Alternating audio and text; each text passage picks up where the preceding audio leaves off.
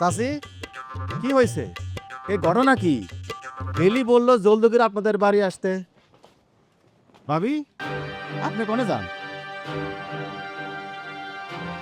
এই আপনি আর আমার ভাইজান মিলা আমার হাত পা বাইদা আমাকে কুয়ায় ফেলাই দিচ্ছেন। মানে? মানে সারাটা জীবন আমি 2 হাতে টাকা খরচ করছি, আর শেষ পর্যন্ত আমাকে কিনা বিয়ে দিছে একটা কিপটা লোকের সাথে। এই সংসার তো আমি করবো না। বিজলি, মুখ সামলায় কথা ক। বাঙালি মেয়েদের বিয়ে একবারই হয়।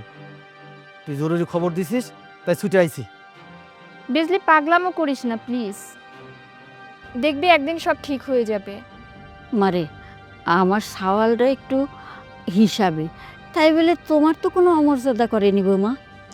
ভাবি মাথাটা ঠান্ডা করেন, হারুন ভাই কিন্তু মানুষ খারাপ না।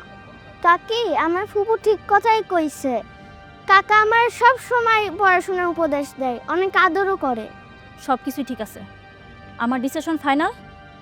আমি এরকম কিপটা লোকের সাথে সংসার করব না।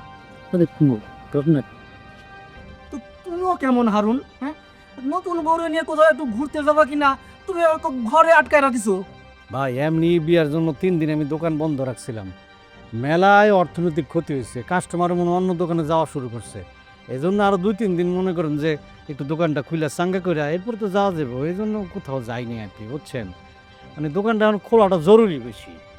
দেখলেন, আপনারা সবাই দেখলেন, তার কাছে টাকাটাই জরুরি। আমি বা আমার ভালোবাসা সংসার কোনো কিচ্ছু না। আমি যদি আগে জানতাম এই লোক এত কিপটা, আমি বিষ খেয়ে মরে যেতাম, তারপরে এই লোককে বিয়ে করতাম না। আমার তো মনে হয় মানুষ বেচা কেনার প্রচলন যদি থাকতো, সে আমার হাতে তুলে বেচে দিত।